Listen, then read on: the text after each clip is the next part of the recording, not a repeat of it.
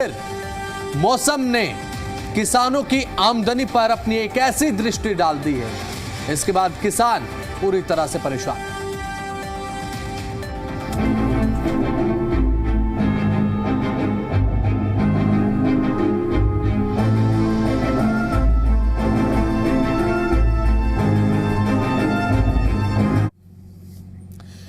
तो मंडियों में फिर से पीला सोना पानी पानी, और ये एक बार का नहीं, ये हर बार का देखने को मिलता है। हरियाणा की मंडियों में गेहूं की भारी आवक के बावजूद खरीद प्रक्रिया अभी सुस्त पड़ी है, कोई तेजी नहीं है। और इसके बाद बेमौसमी ये बारिश, जिसके कारण नमी बढ़ गई है, दानों की चमक घट गई। लाखों टन फसल खरीद के इंतजार में इस समय जमीन पर ऐसे खुले में पड़ी है। जब आप ऑफिस से निकलते होंगे, घर से निकलते होंगे, तो आप अगर बारिश हो रही है तो छाता लेकर निकलते होंगे या फिर अपनी गाड़ी में निकलते होंगे ताकि बारिश ना लगे। लेकिन किसानों की वो फसल जो खून पसीने की मेहनत से सींची गई, वो मंडियों में ऐसे ही मौसम पूरी तरीके से उस पर अपनी नजर बनाए हुए। मौसम ने एक बुरा असर डाला इस पर। किसान और आड़ती दोनों परेशान। मंडियों में भीगती हुई गेहूं की फसल ने शासन प्रशासन के दावों की पोल पूरी तरह से खोल कर रख दी। दिखाते हैं इस पर एक रिपोर्ट, उसके बाद अहम सवालों के साथ चर्चा की शुरुआत करें।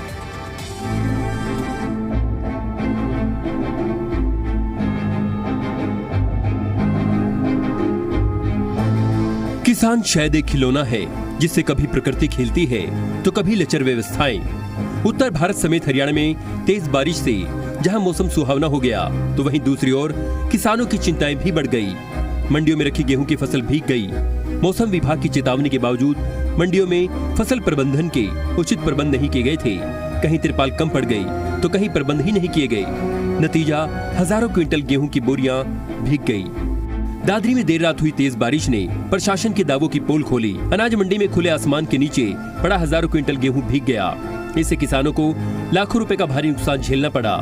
झज्जर अनाज मंडी में किसानों का गेहूं पानी के अंदर तैरता नजर आया। खुले आसमान के नीचे पड़े गेहूं को तिरपाल से ढकने का प्रयास भी विफल रहा। अनाज मंडी के झील के क्षेत्र में बरसाती पानी से सैकड़ों क्विंटल गेहूं खराब हुआ। अंबाला की शहजादपुर अनाज मंडी में बरसात में गेहूं भीगा। कैथल में हुई तेज बारिश ने अनाज मंडी का बुरा हाल किया।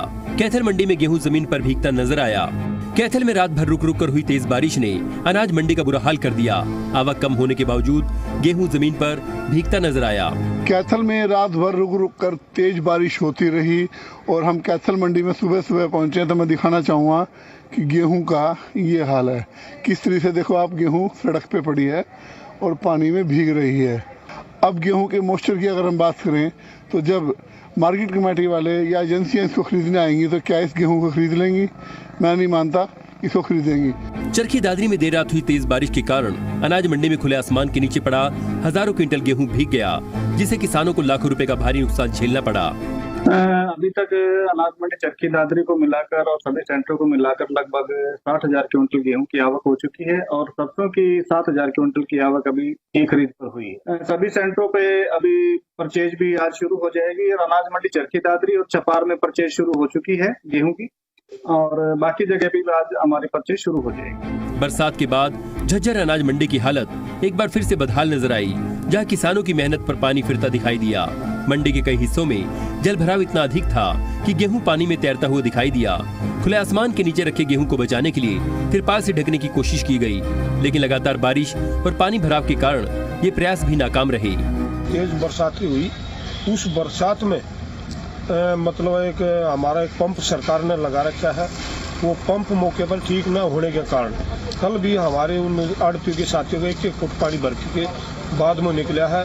डीसी साहब को हमें नॉलेज में डाला, एसडीएम साहब की नॉलेज में डाला, आप लोगों की नॉलेज में डाला कि इस बात को हमारे सीएम तक पहुंचाए। अंबाला की अनाज मंडी में किसान के पीले सोने की रक्षा शायद राम भरोसे है। जब हमारी टीम ने अंबाला सिटी और शहजादपुर की अनाज मंडी का दौरा किया, तो लगभग गेहूं बरसात में भीगता दिखाई दिया और अधिकारी इसमें सफाई देते नजर आए, जबकि सामने आई तस्वीर कुछ और ही बयां कर रही है। आमतौर पर सभी डेरियां सेट के नीचे थी, लेकिन कुछ एक जो बाहर थी उनको त्रिपाल से ढकवा दिया गया था साथ ही साथ। लेकिन फिर भी काफी बरसात होने के कारण कुछ डेरियों को जो खुले कट्टों में थी उनको सेट के नीचे शिफ्ट करवा दिया गया था। पानी तो नालियों से निकलता है, लेकिन ज्यादा बरसात होने पे थोड़ा बहुत डेयरी के नीचे आ जाता है, तो वो तो साथ के साथ अगले दिन सुखा दी जाती है, पक्का लगा देती है। तो वो तो एकदम से बरसात आई ना, तो उसको डेयरी को शेड में शिफ्ट करने के लिए थैले में भर के शिफ्ट किया गया, ज्यादा नुकसान ना हो। अच्छा जी, सुबह जैसी बूंदाबांदी स्टार्ट हुई थी तो साथ के साथ हमारे स्टाफ द्वारा मंडी का निरीक्षण किया गया और मंडी के निरीक्षण के दौरान जितनी भी डेयरियाँ मंडी में पड़ी थी सारी कवर से ढकवा दिया गया था सभी डेयरियों को, ठीक है जी। और उसके बाद अब फिर दोबारा दोपहर बाद ज़्यादा बाद मतलब थोड़ा सा टाइम मिला था कि एक आधी डेयरी खोल को उन्होंने जिसका मोर्चा ठीक है तो उसको भरने की कोशिश करी। फिर उसके बाद फिर बारिश स्टार्ट होगी, जैसी बारिश स्टार्ट होगी दोबारा फिर सभी डेयरियों को रुकवा दिया गया। क्यों बारिश की भेंट चढ़ रहा पीला सोना? क्यों मंडियों में भीग रही किसानों की मेहनत? कहां कहां और कितना गेहूं चढ़ा बारिश की भेंट? क्यों बारिश से बचने के नहीं है पर्याप्त इंतजाम? क्या शासन प्रशासन के दावों में नहीं है दम? हालात और सवाल सामने है, बस किसानों को जवाब चाहिए। ब्यूरो रिपोर्ट, जी मीडिया। तो चलिए इसी के साथ अहम सवाल आपके सामने रखता हूं, उसके बाद चर्चा की शुरुआत करेंगे। सवाल ये रहे, सवाल नंबर 1 ये है कि क्यों बारिश की भेंट चढ़ रहा है पीला सोना? इसका कारण क्या है? जब व्यवस्थाओं के दावे पूरे हैं, व्यवस्थाएं पूरी हैं, तो क्यों हो रहा है ऐसा? कहां कहां और कितना गेहूं बारिश की भेंट चढ़ गया? सवाल नंबर 2 यही, कहां कहां कितना गेहूं भीगा, खराब हुआ? और सवाल नंबर 3, क्या शासन और प्रशासन के दावों में कोई दम नहीं है? क्योंकि इससे पहले जितने भी दावे वादे किए गए सब बारिश ने धो दी। उसके बाद एक साफ सुथरी जो इमेज देखने को मिली वो ये कि कोई सुधार मंडियों में देखने को नहीं मिल रहा। नतीजन किसानों ने जिस फसल को अपनी मेहनत से सींचा वो आज खुले आसमान में भीगने को मजबूर है। अगर तिरपाल की व्यवस्था है भी तो वो नाकाफी है। किसानों का पीला सोना एक बार फिर इस बारिश के दरिया में तैरता नजर आ रहा है। और ये कोई एक बार की बात नहीं है। अब की बार मौसम ने भी कुछ इस तरीके से बागी तेवर दिखाए कि मौसम भी पूरी तरह से बेईमान नजर आया और किसानों के खिलाफ जाकर खड़ा हुआ और नतीजन किसानों की फसल पर मौसम का एक बहुत प्रतिकूल प्रभाव पड़ा है। हमारे साथ इस समय हमारे जो खास मेहमान हैं वो जुड़ चुके हैं, तारुफ आपका करा देते हैं। राजबीर रोहिला प्रवक्ता भारतीय जनता पार्टी हमारे साथ जुड़ चुके हैं। सुरेंद्र वृत्तिया प्रवक्ता कांग्रेस हमारे साथ जुड़ चुके हैं। ओंकार सिंह प्रवक्ता एनएलडी हमारे साथ जुड़ चुके हैं। राम अवतार तायल प्रदेश अध्यक्ष हरियाणा आरती एसोसिएशन हमारे साथ जुड़ चुके हैं और राकेश बैंस किसान नेता हमारे साथ जुड़ चुके हैं। सबसे पहला सवाल रोहिला साहब आपसे मैं लेना चाहूंगा। राजबीर रोहिला जी, प्रवक्ता भारतीय जनता पार्टी की तमाम दावे किसानों की देखरेख, किसानों की फसलों की देखरेख मंडियों में पुख्ता होगी, किसी तरीके की कोई दिक्कत परेशानी नहीं होगी, लेकिन यहां पर तो कुछ और ही नजर आ रहा है। किसानों की आंखों में तो एक बार फिर से आंसू आ गए हैं। पहला सवाल जी, नमस्ते प्रवक्ता साथियों को और जो आपने पैनलिस्ट बिठाए हैं सबको मेरी राम राम। सर, प्राकृतिक जो बेमौसमी बरसात है उस पर किसी का वो नहीं पड़ता, जोर नहीं पड़ता, क्योंकि ये हो जाती है। लेकिन सरकार की अपनी जिम्मेवारी बढ़ती है, तो सरकार अपनी जिम्मेवारी पे अड़ी खड़ी है। बिल्कुल सरकार ने चाक चौबंद बिल्कुल प्रबंध किए हैं। हर मंडी में इक्का दुक्का कोई घटना हो सकती है, लेकिन ऐसी कोई बात नहीं है कि भाई मतलब जो फसल, क्योंकि अभी तो फसल आनी भी नहीं शुरू हुई है। ज्यादातर फसल तो अभी 10 तारीख के बाद आनी शुरू होगी, क्योंकि अभी तो जो कटाई चल रही है मैनुअल कटाई चल रही है। वो जो मशीनों से कटाई चलती है वो तो 10-12 यानी कि 3-4 दिन बाद शुरू होगी। नहीं, खरीद भी तो सुस्त पड़ी है राजबीर रोहिला जी। हाँ। खरीद भी सुस्त है पूरी तरह से। नहीं, खरीद बिल्कुल भी सुस्त नहीं है सर, क्योंकि जो सरकार है, सरकार मुख्यमंत्री जी इसकी पूरी मॉनिटरिंग कर रहे हैं। श्याम सिंह राणा जी जो कृषि मंत्री वो भी अड़ी गए। और नहीं, मुझे एक बात बताइए, 9 लाख टन गेहूं मंडियों में आया है। 9 लाख टन गेहूं मंडियों में आया है। उठान हुआ 1.80 लाख टन। खरीद केवल इतनी हुई है। कैसे सुस्त नहीं है? मैं कैसे मान लूं कि तुरंत हाथों हाथ आप उठवा रहे हैं? सर, मैं जो बता रहा आपको मेरी बात समझिए। जब वो मंडी में गेहूं आ चुका है तो मंडी की जिम्मेवारी बढ़ती है। वो ठीक है ना, किसानों ने अपना दे दिया। वो जब उनका गेट पास कर चुके हैं तो उसमें दिक्कत क्या रहेगी? उठान अपने आप रूटीन होता रहेगा, उठान पहले भी होता रहा है। ये जो बातें आती है ये हर 6 महीने में कोई ना कोई फसल आने पर होती है, ये कोई नई बात नहीं है। मैंने आज मंडी सेक्रेटरी से बात की थी, मैंने जो मैं पिल्लू खड़ा, मैं भी क्योंकि किसान हूं मैं, तो मैंने उनसे पूछा कोई दिक्कत है, क्या दिक्कत आ रही है? तो उन्होंने बोला जी हमने त्रिपाल दे दी है मतलब इनको आड़तियों को, और जो 99.9% बिल्कुल फसल बिल्कुल सुरक्षित है हमारी, क्योंकि शेड में भी पड़ी है और कुछ बाहर भी है थोड़ी बहुत। ये कहाँ की ये बात आप बता रहे हैं? कहाँ की बात बता रहे हैं? मैंने आपको सफेदों की बात बताई है। सफेदों में पिल्लू खड़ा एक बहुत बड़ी मंडी है पूरे हरियाणा में, सब जानते हैं इस मंडी को, बहुत बड़ी मंडी है ये। ठीक है, तो सुबह की बात है, 7 बजे फोन किया था मैंने उनके पास। ठीक है, तो ये ऐसी कोई दिक्कत नहीं। सरकार बिल्कुल, सरकार ने जो शेड बना रखे प्रॉपर, सरकार ने जो इसकी जो व्यवस्था है वो उठाने की, वो व्यवस्था बिल्कुल अच्छे से कर रखी है।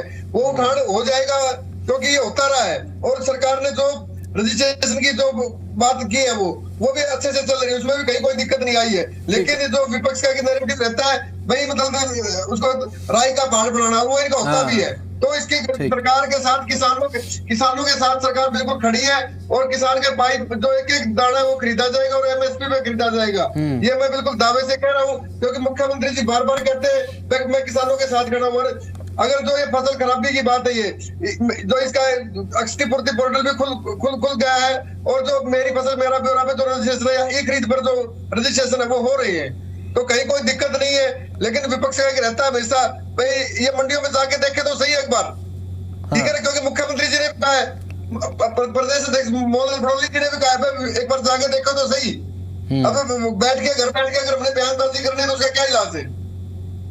चलिए ठीक है, मैं एक बात आपसे पूछना चाहता हूं अब। चलिए ठीक है, ये बात मैं आपसे पूछ लूंगा इस डिबेट में, और चलिए मैं पूछ ही लेता हूं आपसे। और सवाल मेरा सर ये है कि अभी 9 लाख मैट्रिक टन गेहूं जो है वो मंडियों में पहुंचा है। आपने कहा कि एक बार अगर किसानों के गेट पास कट गए, किसानों की तो टेंशन खत्म। मुझे आप ये बात बताइए कि गेट पास कटने के साथ ही साथ नमी लेवल भी देख लिया जाता है क्या फसल का, कि भाई ये नमी लेवल के साथ गेट पास कट रहा है? मुझे बताइए, जब खरीद होती है उस समय नमी आप मापते हैं नहीं सरकारी मानकों के अनुरूप, कि भाई ये नमी लेवल आपकी फसल का है, इस हिसाब से हम फसल खरीदेंगे, आपकी फसल मान्य है और मान्य नहीं है? मैं आपसे बिल्कुल विनम्रता पूर्वक कहना चाहूंगा, जो गेहूं है वो डीबीटी के माध्यम से गरीबों को दिया जाता है, वो उसका सरकार व्यापार नहीं करती। तो जो मानक है, क्योंकि खाना तो अल्टीमेटली वो गरीब लोगों ने है, क्योंकि सरकार इसका व्यापार नहीं करती। पहली बात हमें समझने की ये बात है, अगर सरकार ने कोई नॉर्म तय किए हैं तो नॉर्म के हिसाब से वो हमें लेना पड़ेगा, और वो आगे देना है। वो सरकार ने घर नहीं रखना।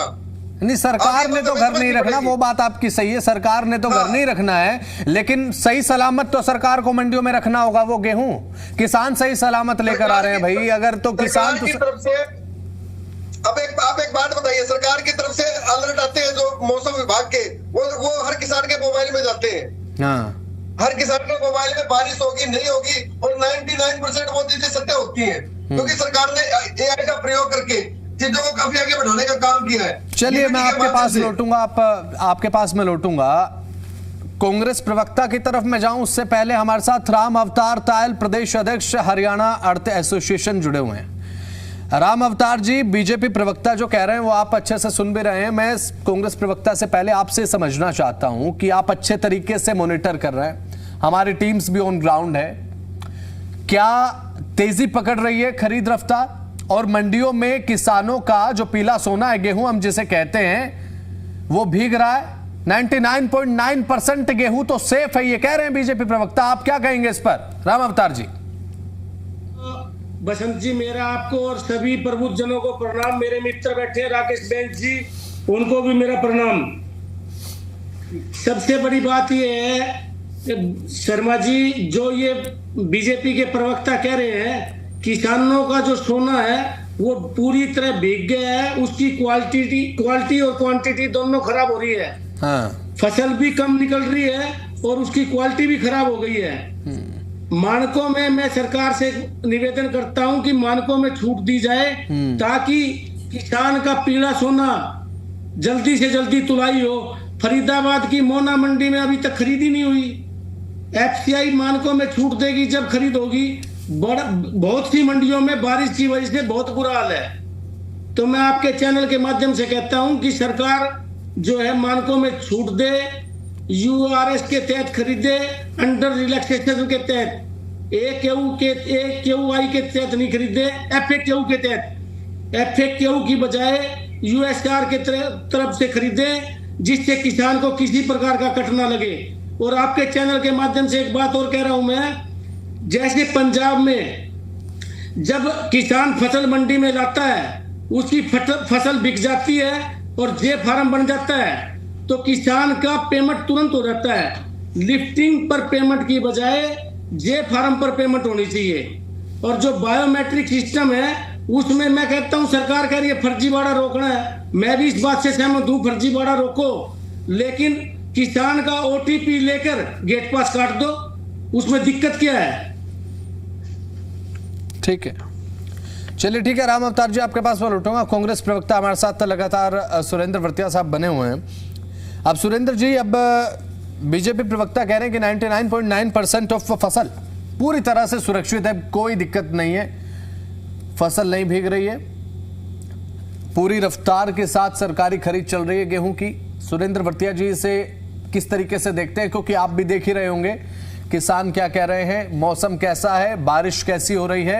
अब हम आप तो ये कह देंगे भाई मौसम हो गया, चलिए ठीक है, बाहर थोड़ा टहल आते हैं, मौसम ठंडा हो गया है, लेकिन किसान की परेशानी तो किसान अच्छे से समझता है। हम डिस्कस भले ही कर लें, लेकिन किसान अच्छे से समझता है कि अगर बाहर 2 बूंद बारिश पड़ रही है, उसका पॉजिटिव और नेगेटिव इंपैक्ट आखिर क्या है। सुरेंद्र जी नमस्कार शर्मा जी, आपके चैनल के माध्यम से मैं सभी दर्शकों को और सभी साथी पैनलिस्ट को नमस्कार कहना चाहूंगा। ये जो व्यवस्था है उसमें किसी को ये कहना कि यहाँ पर हमने सब ठीक कर दिया है बहुत आसान है। किसान जो है देश का अन्नदाता है, लेकिन वो देश का अन्नदाता है, बीजेपी के लिए शायद ये अन्नदाता नहीं है, इसीलिए बीजेपी उसको दूसरे एंगल से देखती है। उसकी फसल का, उसकी बुआई का, उसकी कटाई का, उसके जो पैसा है उस पे बीजेपी पूरा ध्यान नहीं दे रही, सरकार पूरा ध्यान नहीं दे रही है। उसके अंदर मैं आपको कुछ आंकड़े बताना चाहूंगा। सरकार ने सबसे पहले जो बायोमेट्रिक की व्यवस्था की, उसमें सबसे बड़ी दिक्कतें आनी शुरू हो गई हैं, और इस बात की चर्चा मैंने कई बार कई जगह की है, और हमारे नेता भी मंडियों में जाकर भी और सारी जगह इस चीज को उठा रहे हैं। दूसरा जो है, इसके बाद हमने ये कहा कि ट्रांसपोर्टेशन जो है, आपका उठान जो है मंडियों से, वो प्रॉपर नहीं हो पाएगा जब तक आप एग्जिट पास को प्रॉपर नहीं बनाएंगे। अब एग्जिट पास को समझने की जरूरत है। उसके अंदर secretary marketing board, marketing committee और प्रोक्योरमेंट एजेंसी जैसे FCI या हैफेड जो भी होती हैं, साथ में तीसरा जो होता है ट्रांसपोर्टर होता है। जब तक इन तीनों के साइन नहीं होंगे तब तक आपकी मंडी से उठान नहीं होगा। और इसके बाद आपका जो है, इसके अंदर सरकार ने क्या किया है, सरकार तो हर चीज को घटाने की सोच रही है। वो कैसे? 80 लाख टन का पिछले साल गेहूं का जो लक्ष्य था, उसको इन्होंने घटा करके 72 लाख टन कर दिया है। अभी आपको मैं बता दूं कि 48,12,000 एकड़ फसल जो है मेरा फसल मेरी ब्योरा पोर्टल पे रजिस्टर्ड हुई है, जिसमें 9.5 लाख किसानों ने उसको रजिस्ट्रेशन कराया है। जिसके अंदर आपको ये एक और चीज बता दूं कि 20 लाख अभी मिसमैच है, और 2,80,000 गांठों की रिक्वायरमेंट है उठान के लिए, उसकी तुलाई के लिए, फसल को भरने के लिए।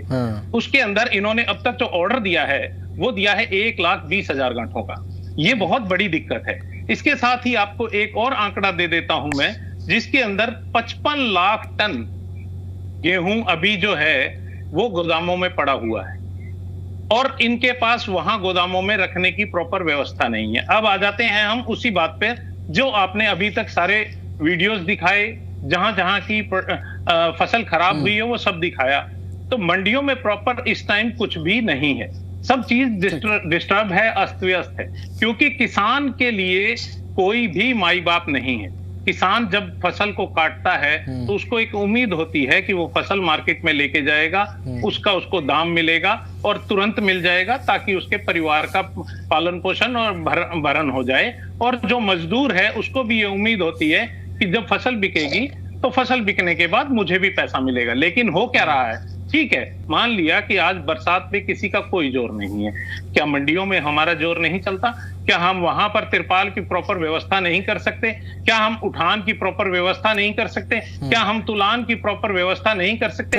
ये सारी चीजें हम बार बार बोल रहे हैं, लेकिन कोई भी व्यवस्था प्रॉपर नहीं हो पा रही है। अभी आपने अपने चैनल के माध्यम से ही सभी वीडियोस दिखाए कि किस प्रकार बारिश में गेहूं तैर रहा है, भीग रहा है और नालियों में जा रहा है। ये जो अनाज नालियों में जा रहा है या भीग रहा है या खराब हो रहा है या जो इसके अंदर मॉइस्चर आ रहा है, तो किसान जो फसल लेके आएगा पहले तो वो गेट पास के लिए अड़ा रहेगा वहां, फिर उसको गेट पास मिलेगा, और अगर मान लो उसी दौरान या मंडी में फसल डालते ही बारिश आ गई, आपके पास में लौटूंगा। ओंकार जी हमारे साथ प्रवक्ता एनएलडी लगातार बने हुए हैं। ओंकार जी, ये पूरा का पूरा प्रकरण एपिसोड आप भी देख रहे हैं, किस तरीके से मौसम बना हुआ है। मौसम भले ही हमें ठंडा लगे कि भाई, लेकिन किसान इस समय कितने परेशान हैं, जिनकी फसल मंडियों में है और वो बिकने का इंतजार कर रहे हैं, लेकिन मौसम आकर एक ग्रहण लगाकर चला जा रहा है। रोजाना बारिश हो रही है और केवल मंडियों में नहीं, खेतों में भी किसानों की फसल भीग रही है। ओंकार जी। बसंत जी, सबसे पहले तो मैं आपका और आपके चैनल का धन्यवाद करूंगा कि आज आपने किसान की समस्या को उठाया था, क्योंकि देखिए 6 महीने की मेहनत है किसान की। फसल को बच्चे की तरह पाला जाता है, पीला सोना जिसे हम कहते हैं हमारी जिंदगी है।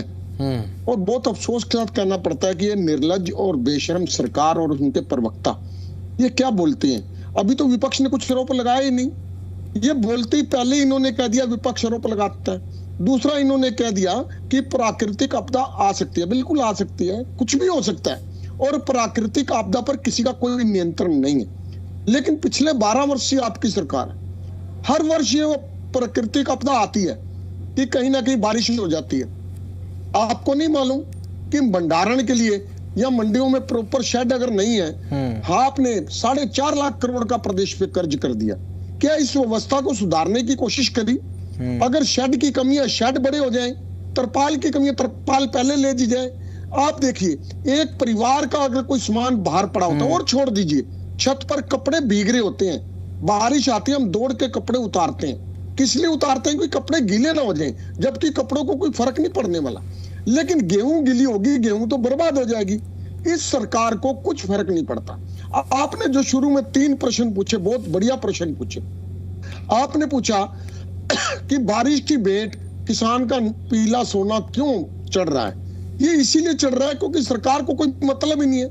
ये ऐसी सरकार मैंने अपने जीवन में पहली बार देखी है कि 12 वर्ष में आप कम से कम 24 बार मंडियों में प्रक्रिया लागू हो चुकी है। हर बार वही दिक्कतें आती हैं, वही गेट पास, वही बारदाना, वही तुलान, वही उठान, वही भुगतान। क्यों? ये 5 व्यवस्थाएं हर बार क्यों देखनी पड़ती है हमारे को? ये सरकार ऐसी है जो अपनी कमियां छुपाने के लिए जानबूझकर, ये मैं स्पेशल कह रहा हूं बसंत जी, ये अपनी कमियां छुपाने के लिए जानबूझकर ये कमियां करती है, ताकि जनता का ध्यान, किसानों का ध्यान इन मंडियों की अव्यवस्था पर आ जाए। उस इल्म में, उसके बेस में ये दूसरे घोटाले कर लेते हैं। आपने पहला प्रश्न पूछा कि भेंट क्यों चढ़ रहा? इसलिए चढ़ रहा पीला सोना, बारिश की भेंट, क्योंकि इनके नाकाम जो इंतजाम है वो नाकाम है, नाकाफी है। दूसरा प्रश्न आपने पूछा कि कहां और कितना नुकसान हुआ। देखिए, बहुत निर्लज्जता से बीजेपी के प्रवक्ता साथी कहते हैं, हमारे छोटे भाई हैं, ये कहते हैं कि कहीं हो रहा है या आपदा पड़ रही है। भाई, आपकी जिम्मेवारी है, 12 वर्ष से आप सरकार में हो, आपने देखना है इस व्यवस्था को कैसे सुधारा जाए, ऐसे नहीं। और दूसरा, आपने कहा कि प्रशासन के दावों में कितना दम है, कोई दम नहीं। ये झूठ के पुलंदे बन चुके हैं। पहले क्या व्यवस्था थी? पहले सरकार भी ईमानदार रहती थी और प्रशासन भी ईमानदार रहता था। अब जैसा राजा होगा वैसी ही प्रजा होगी। अब सरकार बेईमान और सरकार झूठ बोलने वाली होगी, तो उसी हिसाब से आगे प्रशासन भी वैसे ही करता है। बस मैं खत्म कर रहा हूं, और मैं तो इतना कहना चाहूंगा कि ये व्यवस्था हर बार होती है, आप इसका परमानेंट इंतजाम कीजिए, भंडारण व्यवस्था को दुरुस्त कीजिए। हाँ, एक चीज मैं जरूर कहना चाहूंगा कि जब किसान का भुगतान आप कहते हो उठान के बाद होगा, भाई जब आपने उसकी गेहूं, उसकी फसल तोल ली, तुलान हो गया, उसके बाद उसका तो काम खत्म हो गया, आप उसका भुगतान तुलान के बाद कीजिए। आप बीच में 15 दिन, 20 दिन, 1 महीना उठान नहीं करवाओगे तो उसका क्या कसूर है? उसका भुगतान तो तुलान पे हो जाना चाहिए। चलिए ठीक है, आपके पास मैं लौटूंगा वापस। हमारे साथ इस समय किसान नेता हैं राकेश बहन जी, हमारे साथ जुड़े हुए हैं। राकेश जी, आप इस समय देख रहे हैं हरियाणा की मंडियों में आखिर क्या चल रहा है। अब गेहूं की सरकारी खरीद तो शुरू हो गई है, लेकिन इसी के साथ साथ बारिश भी शुरू हो गई है बारिश ने किसानों की फसल को अगर मैं कहूं कि बर्बाद कर दिया, मंडियों में जो खुले में गेहूं रखा हुआ था। अब सरकार लगातार ये कह रही है कि व्यवस्थाएं पूरे तरीके से हमने दुरुस्त की हुई हैं। अगर ऐसा है तो फिर क्यों गेहूं बर्बाद हो रहा है, या फिर इन आरोपों को सिरे से खारिज कर दिया जाए? देखिए, हमें कई चीजें समझनी पड़ेंगी। सरकार का काम होता है, सरकार के जो प्रतिनिधि यहाँ बैठे हैं उनका काम होता है कि वो सरकार की खूबियां गणवाए, और विपक्ष का काम होता है हमेशा कि वो जो खामियां गणवाए। पर आज तक ये समझ में नहीं आया किसान कहाँ खड़ा है। किसान एक फुटबॉल की तरह है, जब तक सत्ता ना मिले कि विपक्ष उधर से मारता है, सत्ता पक्ष ऊपर से मारता है, और किसान जो है एक फुटबॉल की तरह घूमता ही रहता है सारी व्यवस्था के अंदर। दूसरी बात यह है कि जो नीतिकार है, जो नीति बनाता है, जो नीति तय करता है, उसको धरातल की सच्चाई का पता ही नहीं होता कि व्यवस्था कैसे बनाई जाती है, क्या नीचे दिक्कतें आ रही है। अब मंडी की व्यवस्था की बात कीजिए। मंडी की व्यवस्था में इन्होंने एक लेटर निकालते हैं ये कि आप आड़ती को ऑर्डर देते हैं, आदेश देते हैं आड़ती को कि आप 5 तरपालें रखेंगे, आप ग्रेड रखेंगे, आप ये व्यवस्था करेंगे, आप वो व्यवस्था करेंगे। पर उसको आड़ती कितनी देते हैं हर साल? जो 2.5% थी अब कट के कितनी रहेगी? 40 रुपये। और 40 रुपये में क्या करेगा भाई? ये तो इनकी नीतियां हैं। अब आगे चलते हैं। गेट पर जो मंडी में अनाज की बात आप कर रहे हो, पहले तो किसान खेत में अनाज बचाने के लिए उसके फोन पे मैसेज आया कि आप परसों को बारिश से आप अपना धान जो है गेहूं कुटवा लें और मंडी में ले जाएं। मंडी में लेके चले गए। अब मेरे साथी बता रहे थे कि जैसे ही गेट पास कटा और किसान आश्वस्त हो गया, किसान का धान जो है गेहूं जो है उसका बिक गया। भाई साहब, थोड़ी सी मेरी रिक्वेस्ट है, पहले आप मंडी में जाके पूरी व्यवस्था को जांच लें। जब तक रेडी टू लिफ्ट नहीं होगा, रेडी टू लिफ्ट होने के बाद उठान होगा, उठान के बाद जब तक गोदाम में आखिरी कट्टा नहीं लगेगा गेहूं का, तब तक उसके पास कोई पैसा नहीं आएगा। तब तक उसकी टोटली जिम्मेवारी है किसान की, क्योंकि जब तक गेहूं उठ के नहीं जाएगी तब तक उसका कोई पैसा उसके खाते में नहीं आएगा।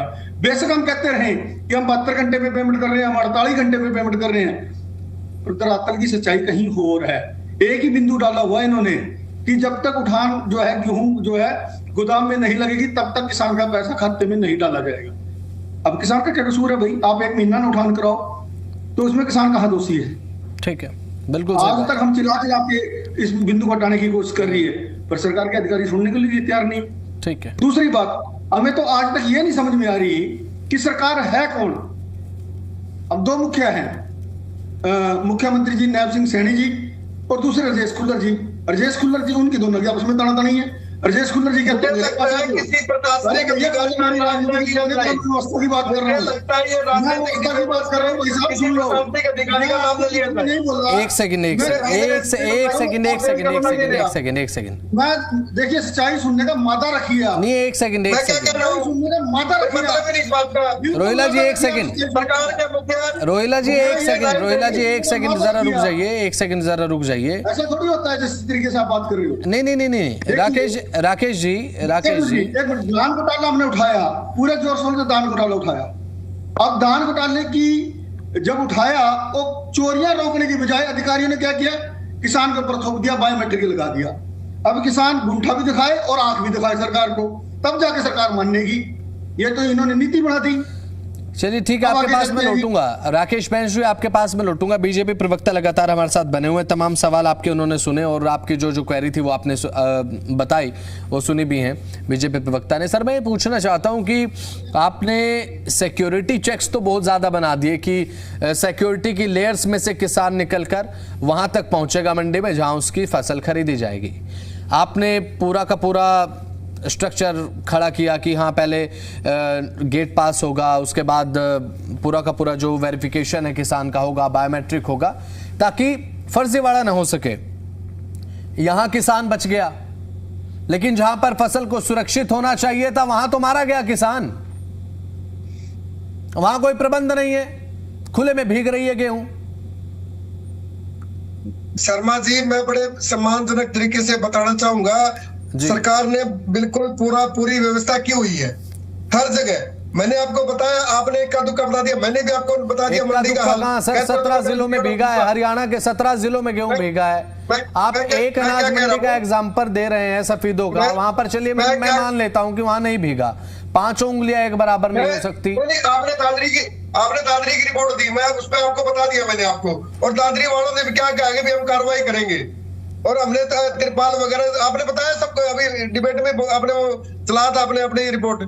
तो आप मुझे ये बताइए, ये प्राकृतिक आपदा पहले भी आई है और आगे भी आएंगी, लेकिन सरकार का जो दायित्व है, सरकार अपना दायित्व पूरे अच्छे से निभा रही है, और हमने फर्जीवाड़ा ना हो उसके लिए जो हम कर सकते हैं वो करेंगे, क्योंकि रेवेन्यू हरियाणा का है तो हरियाणा में रहना चाहिए। वो जो बाहर के लोग यहाँ के बेच के जाते हैं, कोई यूपी का बेच के जाता है, कोई बिहार के पैसे धान मंगाई जाती है, कभी छत्तीसगढ़ से मंगाई जाती है, और वो चीजें आती है, और उन चीजों पे सरकार ने संज्ञान लिया और उसका एक चार्टर बना दिया, भाई हमें इन चीजों पे आगे बढ़ना है। जब सारा सब कुछ डिजिटल होने लग रहा है, अगर किसान डिजिटल यूज कर रहा है तो मुझे लगता है विपक्ष को दिक्कत नहीं होनी चाहिए, सहयोग करना चाहिए इन लोगों ने, क्योंकि किसान भी आगे बढ़ रहा है, डिजिटल का जमाना है। अगर उन चीजों से अगर कोई लूप होल बसते हैं। ठीक है, बीच में माफी चाहूंगा, रोक रहा हूं आपको। इसी बीच एक बड़ी खबर सामने आ रही है, मंडी में खरीद को लेकर बोले मुख्यमंत्री नायब सिंह सैनी, किसानों का सहयोग मिल रहा है, ये कह रहे हैं मुख्यमंत्री नायब सिंह सैनी का। गेट पास की कोई समस्या नहीं है, गेट पास बनाने में 5 से 7 मिनट का समय लगता है, और किसानों का एक एक दाना हम खरीदेंगे, ये कहना है मुख्यमंत्री नायब सिंह सैनी का। तो आश्वस्त करते हुए नजर आए कि गेट पास को लेकर व्यवस्था पूरी तरह से जबरदस्त तरीके से हमने की हुई है, कोई दिक्कत नहीं, किसान परेशान नहीं हो रहे। गेट पास बनाने में 5 से 7 मिनट का समय है। किसान मुंडे भाभी लेकर आएगा ना, यही सरकार की जिम्मेवारी है ना, खरीदना, खरीदेंगे ना हम उसकी। हाँ, पर गुमराह ना करें ये लोग, इस प्रकार की अफवाहें ना फैलाएं। क्या अफवाहें फैला रहे हैं, काम नहीं कोई है। साथियों, इससे मंडी में आने वाले माल की ट्रेसेबिलिटी, निगरानी और जवाबदेही बेहतर होगी, इसके कारण हमने किया है। देखिए, हमारे किसान इसमें सहयोग कर रहे हैं, हम उसको व्यवस्था को रोकने का काम कर रहे हैं। गेट पास बिना किसी समस्या के, कोई समस्या नहीं आई किसी को, मैंने कहा है कि 5-7 मिनट मान लेते हैं, और अब हमने उसको पहले 8 घंटे था, अब 24 घंटे कर दिया, डबल शिफ्ट कर दिया, जब मर्जी आए। के लिए भी हमारी देखिए बिल्कुल नजर है, और हमने बड़ा टाइट जो कॉन्ट्रैक्टर है उनको किया हुआ है, और इसको लेकर के हमारे उपायुक्त महोदय जो नोडल अधिकारी लगे हैं, हमारे जो सेक्रेटरी लेवल के हैं, स्वयं हमारे विधायक मंत्रीगण भी इसके ऊपर नजर गड़ाए हुए हैं, वो देख रहे हैं कहीं दिक्कत ना आए। ये व्यवस्था जिसको कॉन्ट्रैक्ट दिया है वो सुनिश्चित करेगा। उससे पहले हमने लिखवाया भी है और उसको कहा भी है कि देखिए आपने तत्परता से और गति से काम करना। तो चलिए इसी के साथ अब अपनी चर्चा पर वापस लौटते हैं। भारतीय जनता पार्टी के प्रवक्ता अपनी बात रख रहे थे, बोलिए राजवीर जी। शर्मा जी, मुख्यमंत्री जी ने बड़े तरीके से आज बताया कि दृढ़ता से हम लोग यहाँ मुस्तैदी से किसान के साथ खड़े हैं। किसान को कोई भी असुविधा नहीं होनी दी जाएगी, चाहे वो पानी की समस्या है, चाहे वो खाने की समस्या है, चाहे वो आराम करने की है। किसान मंडी में आया, आराम से स्मूथली अपनी फसल बेच के जाएगा, और निश्चित तौर पर डीबीटी के माध्यम से उसके खाते में पैसे जाएंगे, ना किसी बिचौलिए की जरूरत है, ना कुछ और है। ये सरकार ने सुनिश्चित करने का काम किया। किसान संगठन सरकार से मिलकर आए थे, मुख्यमंत्री जी से मिलकर आए थे।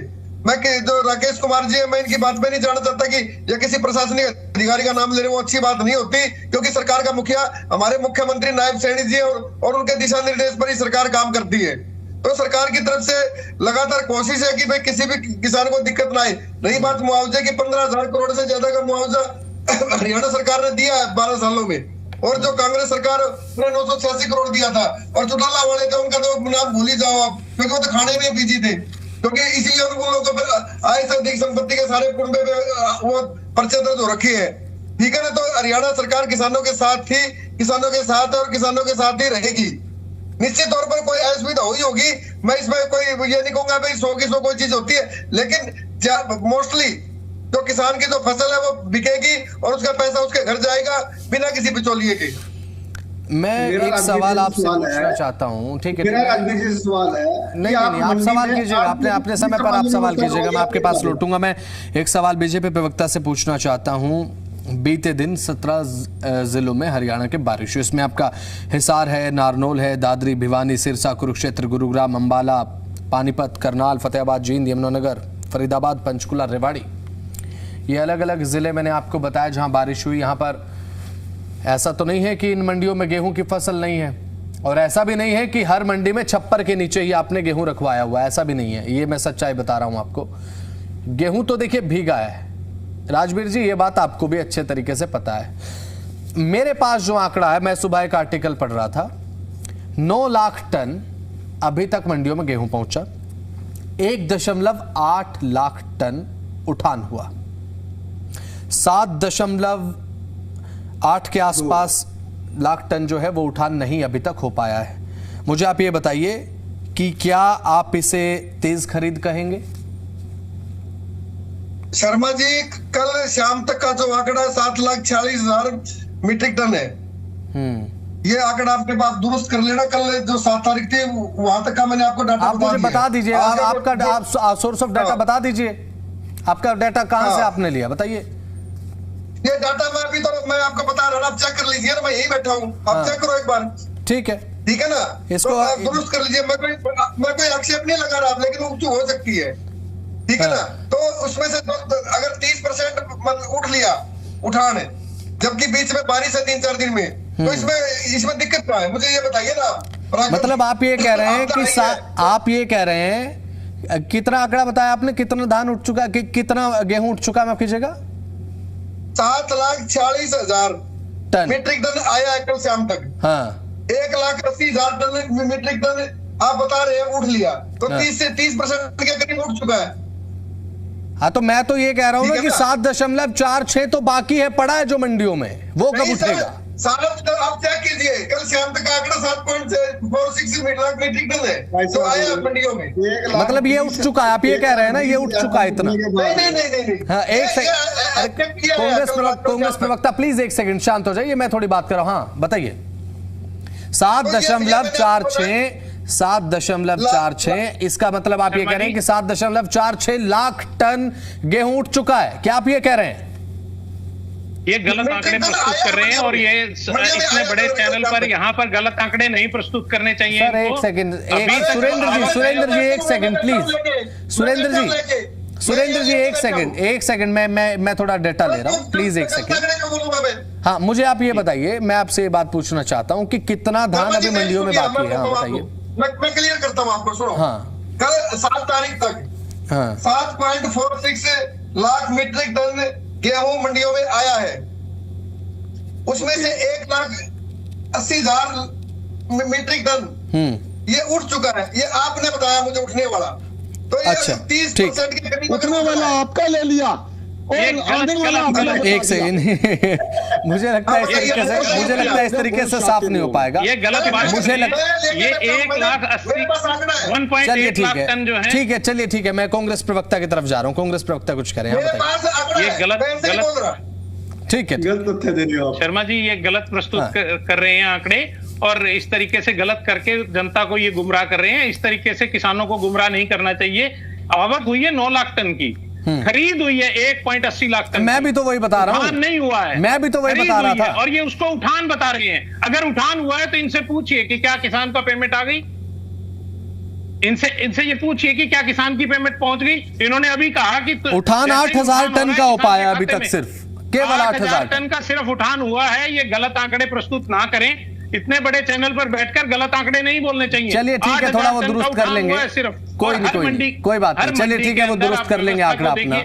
चलिए हर मंडी के अंदर आप इनकी व्यवस्था देखिए, हर मंडी के अंदर जो ट्रांसपोर्टेशन की है उसकी दिक्कत आ रही है, इनकी गाड़ियां प्रॉपर नहीं पहुंच पा रही हैं, और जो इनके ये अधिकारियों की ड्यूटियां कह रहे हैं, आप देखिए अधिकारी 5 से 6, 5 बजे के बाद अधिकारी नहीं मिलेगा आपको मंडी के अंदर कोई भी। इन्होंने ये बोलने में चाहे जो भी बोल दें, 5 बजे भी वो अपनी ड्यूटी बजा रहा है, सिर्फ की ड्यूटी पूरी हो जाए, क्योंकि उसको ट्रांसपोर्टेशन की गाड़ियां पूरी नहीं मिल रही अधिकारी को भी। ये बड़ी दिक्कत आ रही है वहां पर। और ये बोल रहे हैं कि इतनी उठ गई, उठ कहां से जाएगी? अगर उठ जाएगी तो किसान तो अपने घर चला जाएगा ना, उसके तो पेमेंट खाते में आ जाएगी। ये सब झूठे आंकड़े प्रस्तुत करना, लफाजेबाजी करना, ये बीजेपी की आदत हो गई है। गुमराह करना दर्शकों को, किसानों को, आम पब्लिक को आंकड़े प्रस्तुत करके खेल खेलना, ये इनकी आदत हो गई है। सुरेंद्र जी, इस तरीके से गलत आंकड़े प्रस्तुत नहीं करें। ओके, मैं आपके पास में लौटूंगा। एक बार फिर से मैं आंकड़ा आपके सामने रख देता हूं। राजवीर जी अभी फिलहाल बीजेपी प्रवक्ता जो बता रहे थे, थोड़ा दुरुस्त कर दूं मैं। 9 लाख टन आवक हुई है गेहूं की फसल की। 1.8 लाख टन जो है वो अभी तक खरीद हुई है। जितना परसेंटेज जो बीजेपी प्रवक्ता बता रहे थे, 8000 टन उठान अभी तक हो पाया है। तो आप अपना परसेंटेज, आप परसेंटाइल निकाल लीजिए बीजेपी प्रवक्ता की कितना हो पाया। यह आंकड़ा मैंने आपका दुरुस्त कर दिया है। ओंकार जी हमारे साथ INLD प्रवक्ता लगातार बने हुए हैं। ओंकार जी बताइए। बसंत जी देखिए, अभी तक 9 लाख टन गेहूं की आवक हो गई और उसमें से 1.8 लाख टन मतलब 20% के करीब वो उठान का है अपने। नहीं, खरीद बसंत जी वो खरीद हुई है और उठान सिर्फ 8000 टन बोला। 8000, हाँ 8000 उठान, सिर्फ 8000 टन। बहुत अफसोस की बात है, 20% तो खरीद हुई है और अगर हम इसको उठान के साथ मिलान करें तो नगण्य है। 0.0 में आएगा वो रिजल्ट। नहीं, ये तो फिर इस हिसाब से राजस्व को नुकसान है ना। देखिए, राजस्व को तो जब नुकसान होगा तब होगा। हाँ। आज के दिन में तो किसान को नुकसान है क्योंकि किसान को पेमेंट नहीं आएगी। किसान को पेमेंट इन्होंने तब देनी है जब वहां से उठान हो जाएगा। तो सबसे पहले तो हम किसान को देखिए, भुक्तभोगी तो किसान है। देखिए, मेरे साथी प्रवक्ता बीजेपी वाले ने बोला कि बारिश का कोई भरोसा नहीं। मानते हैं हम, कोई भरोसा नहीं, किसी भी समय आ सकती है, प्राकृतिक चीज है। बिल्कुल सही बात है। लेकिन ये तो भरोसा है ना हमारे को कि हर वर्ष अप्रैल के महीने में गेहूं आएगी, ये तो हमारे को मालूम है। और कब धान आएगी ये भी हमारे को मालूम है। फिर हम उसकी पहले व्यवस्था क्यों नहीं करते? अगर प्रॉपर शेड नहीं है, हाँ। आप कर्ज लेके घी पीने की व्यवस्था तो करते हो, उल जुलूल फैसले लेके लाखों करोड़ रुपए आपने बर्बाद कर दिए। क्या आप किसान के लिए परमानेंट स्ट्रक्चर नहीं खड़ा कर सकते? और इसके साथ ही आप चलिए परमानेंट स्ट्रक्चर नहीं खड़ा कर सकते, मान गए, आप तरपालों की व्यवस्था तो कर सकते हो, उनमें तो आपको कमीशनें भी भरपूर मिलेंगी। और देखिए, बहुत अफसोस की बात है, मेरे भाई ने, मैं अपने भाई की बात से सहमत हूं बीजेपी के साथ। इन्होंने बोला कि बाहरी किसानों की फसल हरियाणा में नहीं आनी चाहिए। बिल्कुल नहीं आनी चाहिए। यूपी और राजस्थान के किसान अपने राजस्थान और यूपी में फसल बेचे, हमारे यहाँ पे क्यों आए? लेकिन मैं आपके माध्यम से एक बात इनसे पूछना चाहता हूँ, अगर यही फार्मूला आप नौकरियों में लगा दो तो मजा ना आ जाए हमारे को, हमारे बच्चों को नौकरियां ना मिल जाए। जब नौकरियां देने की बात होती है तो चपरासी और स्केल 3 वो तो हमारे बच्चे लग जाते हैं। स्केल 1 और स्केल 2 जो अधिकारी हैं वो ले आते हैं गुजरात से, राजस्थान से, बिहार से ले आते हैं, यूपी से ले आते हैं, MP से, पंजाब से। अरे भाई, कुछ तो शर्म कर लो। एक फार्मूला तो लगा लो, एक समानता का नियम लगा लो। अगर कणक पर ये नियम लगाते हो तो नौकरियों पर भी लगा दो। और बहुत अफसोस के साथ कहना पड़ रहा है, देखिए हम तो सत्ता से बाहर हैं काफी समय से, हमारे ऊपर ये कटाक्ष करते हैं। इन निर्लज्जों को शर्म नहीं आती है कि जब हमारी सरकार थी आप हमारे भागीदार थे, आप सहयोगी पार्टी थे, हम मेजर शेयर रखते थे, आपकी 2 या 3 या 4 सीट होती थी। उस समय को याद करो। आप आज हमारे को क्रिटिसाइज कर रहे हो, उस समय आप क्या हमारे साथ किस लिए बैठे हुए थे? क्या आप उस समय हमारे गलत कामों में शामिल होने के लिए बैठे थे? जो आज आप हमारे पर आरोप लगाते हो, ये सोचने की बात है, ये जनता देखती है। ठीक है ओंकार जी, आपके पास का चाल चरित्र और चेहरा क्या है? शर्मा जी, मैं एक बात और कहना आरोप लगा रहे हैं, कल को हमारी गोदी में बैठे हुए थे। ओंकार जी, सुरेंद्र जी, मैं आपके पास देखिए लौटूंगा एक आखिरी कमेंट के लिए, जरूर आपके पास मैं लौटूंगा जरूर, और समय आपको बिल्कुल दूंगा। राम अवतार तायल जी हमारे साथ प्रदेश अध्यक्ष हरियाणा आढ़ती एसोसिएशन के लगातार बने हुए, कुछ कहना चाह रहे हैं, बताइए। शर्मा जी, समस्याएं तो बहुत है, लेकिन जो आज की तारीख में मेजर समस्या है, जब खड़ी फसल पर बरसात आ गई, उसके बाद मंडी में जब फसल कट कर आई, उसके बाद बरसात आ गई, तो मानकों में छूट दी जाए, मॉइस्चर की 14% की छूट की जाए, ताकि किसान अपनी फसल आसानी से बेच सके। 3-4 डिस्ट्रिक्ट में, पलवल, फरीदाबाद, नूह में फसल की खरीद हो गई, लेकिन उठान नहीं हो रहा। एजेंसियां कह रही है हम इस गेहूं को लेस्टर लॉस हो गया, इसको हम नहीं उठाएंगे। आज किसान की फसल जब तक उठेगी नहीं तब तक उसका भुगतान नहीं होगा। या तो किसान की फसल बिकते ही पंजाब की तरह उसका भुगतान होना चाहिए। सबसे मेजर समस्या ये है भाई, अन्नदाता जो धरती का सीना पाड़ता है, भगवान के बाद पृथ्वी पर अगर किसी का दूसरा रूप है जो कि भगवान का सहायक है, वो किसान है, जो अपना सब कुछ देश के लिए कुर्बान कर देता है। आज उस किसान की स्थिति बहुत दयनीय है और उसके साथ आड़तियों की स्थिति भी दयनीय हो गई। आड़तियों को कमीशन कम मिल रहा है, आड़तियों को पूरा 2.5% कमीशन मिलना चाहिए जो कि उसका फंडामेंटल राइट है। आज सब चीजों में जो है मार्जिन ऑफ रेशियो बढ़ रही है सिवाय आड़ती के। लेकिन हरियाणा के मुख्यमंत्री ने जो 46 रुपए से 55 रुपए आड़त करी थी, उसके लिए मैं धन्यवाद करता हूं और आपके चैनल के माध्यम से कहता हूं इसको पूरा 2.5% कर दो। बेंस जी भी यही बात कह रहे थे। और किसान की बायोमेट्रिक वाली बात भी जरूरी है, लेकिन सबसे पहले किसान की फसल बिक के और गोदाम में जो लग जाए, जो मानकों में छूट दी जाए और किसान को किसी प्रकार की परेशानी ना हो। क्योंकि किसान की फसल बिकने के बाद अगर उसका उठान नहीं होगा, वहां अधिकारी लोग तंग कर रहे हैं, वापिस भेज रहे हैं, तो किसान की पेमेंट नहीं होगी। उसको सरकार को चाहिए मानकों में छूट देकर, और जो अधिकारी थोड़ी बहुत कमी बेसी के लिए परेशान कर रहे हैं तो उनको किसान के हित में उस फसल का वहां उतरान कराना चाहिए ताकि किसान की फसल की पेमेंट जल्दी से जल्दी हो सके। ठीक है, राकेश बैजू किसान नेता हमारे साथ इस समय लगातार पैनल में बने हुए हैं। राकेश जी, मैं समझना चाहता हूं कि जब गेहूं की फसल मंडियों तक पहुंचना शुरू होती है तो दो जिम्मेदारी मुझे लगता है कि प्रमुखतः प्राइमरी तौर पर, प्राथमिकता के तौर पर सरकार की बनती है। पहली ये कि दूसरे राज्यों से किसी किसान का ना खरीदा जाए, हमारे किसान का जो गेहूं है केवल हमारे किसान जो राज्य के हैं उनका खरीदा जाए। दूसरी ये कि जो गेहूं आ गया है एक बार मंडी में उसको सिक्योर किया जाए, क्योंकि मंडी में आने के बाद उसके बाद सरकार की जिम्मेदारी है कि भाई गेहूं को आपको कैसे बचाना है। उसके बाद आप चलिए ठीक है बारिश हो गई, बारिश को आप ब्लेम नहीं कर सकते कि भाई बारिश हो गई, चलिए ठीक है, उसमें आप ब्लेम नहीं कर सकते हैं। उस समय व्यवस्थाएं आप कर सकते हैं। एक व्यवस्था तो आपने अच्छी कर दी कि चलिए ठीक है ऑथेंटिकेशन इतना हो गया कि बायोमेट्रिक और उसके बाद नंबर वेरिफिकेशन करना, व्हीकल नंबर वेरिफिकेशन करना, उसमें हालांकि कुछ जटिलताएं कई कई जगह पर देखने को मिले। लेकिन दूसरी चीज फसल को सिक्योर करना मंडी में, यह बहुत ज्यादा जरूरी है। एक तरफ आपने स्टेप उठा लिया, दूसरी तरफ भी आप कह रहे हैं कि हमारी तरफ से व्यवस्थाएं अच्छी की गई हैं, लेकिन वो व्यवस्थाएं अच्छी आखिर उसको आप कैसे कह पाएंगे जब पूरे हरियाणा में गेहूं भीग रहा है? नहीं, देखिए हमें धरातल पे जाके कुछ चीजें समझनी पड़ेंगी और मेरी विनती है राजवीर जी से कि वो मेरी बात को मुख्यमंत्री जी पहुंचाए। पहली बात तो यह है कि यदि आपने अपनी सरकार की छवि को बचाना है तो पहले सबसे पहले जो काम करने की जरूरत है वो है जो अधिकारी और कर्मचारी मंडियों के अंदर बैठे हैं उनका तबादला 2 साल में हो जाना चाहिए। एक मंडी में 10 साल से बैठे हैं और व्यवस्था को बढ़ने नहीं देते, ओ अपने सर्कुलेट अपना सिस्टम बना के खड़े बैठे हैं वहां पे। एक बात तो ये है। दूसरा मेरी बात ये है कि मंडी में किसान की फसल ना बिके, इसके लिए बजट बढ़ाना चाहिए। अब आप देख लें इस साल जो है सरकार ने कितना बजट मंडी की व्यवस्था के लिए रखा है, ये भी बेहद जरूरी है। तीसरी मेरी बात ये है जो शेडों की संख्या है वो ज्यादा करनी चाहिए मंडियों में। जो कवर्ड एरिया 40% का कानून है वो कवर्ड एरिया 40% मंडियों के अंदर होना चाहिए। कई मंडियों में मैं देख रहा हूं कि अभी तक सेट ही तैयार नहीं हुए और कहीं कच्चा अभी तक नीचे का कच्चा पड़ा हुआ है। किसान फसल गिरेगा कहाँ?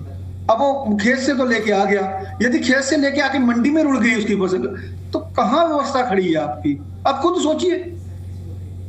हम टीवी चैनल में बैठ के बड़ी बड़ी बातें आंक लें, उससे बेहतर है कि हम काम करें, बिल्कुल अच्छा काम करें। और तीसरी मेरी बात ये है कि हम उठान को लेके जो अभी तक मेरे ख्याल 1 हफ्ते की खरीद शुरू हो चुकी है, एक भी किसान के घर पैसा नहीं गया अभी तक।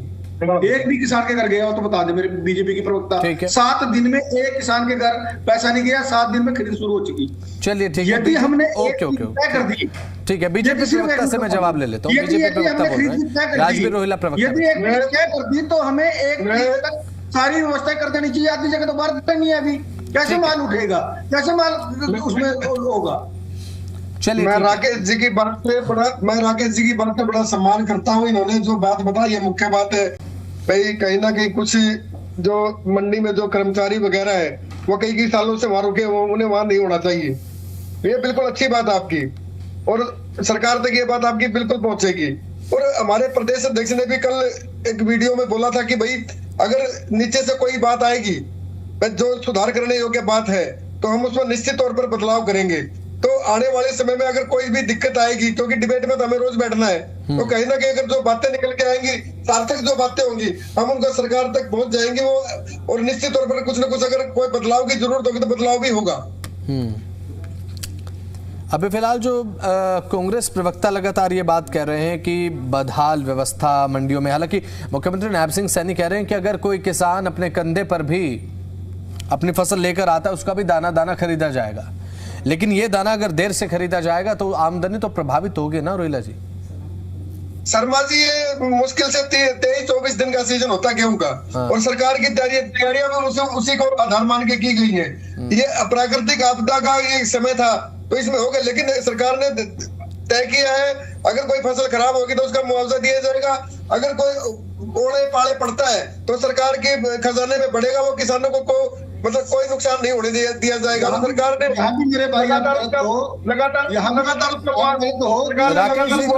राकेश जी तो अब एक और बात कर रहे हैं। राकेश जी ने तो एक और बात कही कि खरीद अच्छा ये मुझे बताइए राजवीर जी, गेहूं की खरीद शुरू है कितने दिनों है? गेहूं की खरीद आज 8 दिन हो गए, 1 तारीख से शुरू हुई थी। एक भी किसान के खाते में पैसा गया अभी तक? वो पूछ रहे हैं आपसे। फसल ही नहीं आई है, मोस्टली तो फसल ही नहीं आई है, 2-3 दिन पहले आने लगी है।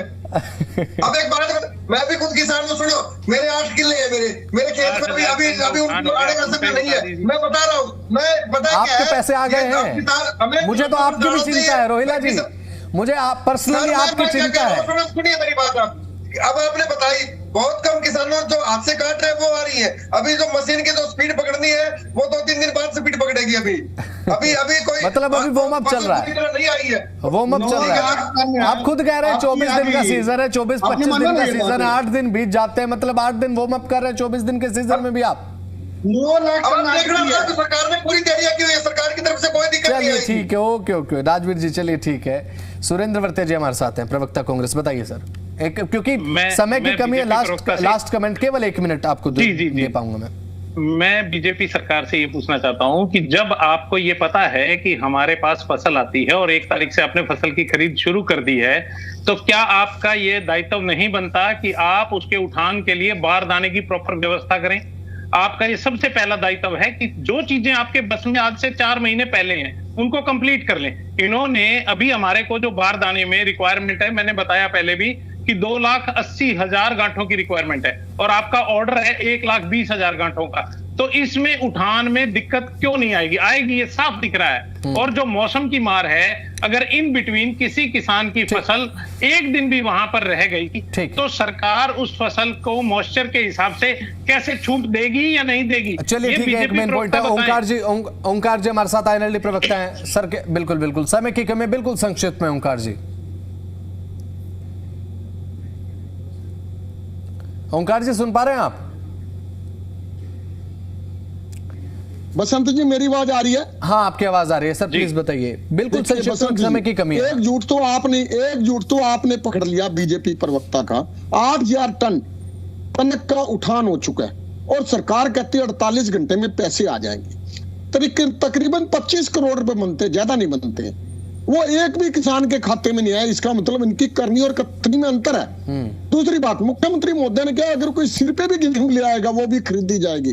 क्या इनके दिमाग है? क्या सोच सकते हैं? सोचिए, किसान सिर पे लेके आएगा गेहूं, क्या 5-10 किलो लेके आनी है? अरे टनों के हिसाब से गेहूं आनी है, क्या सिर पर आ सकती है?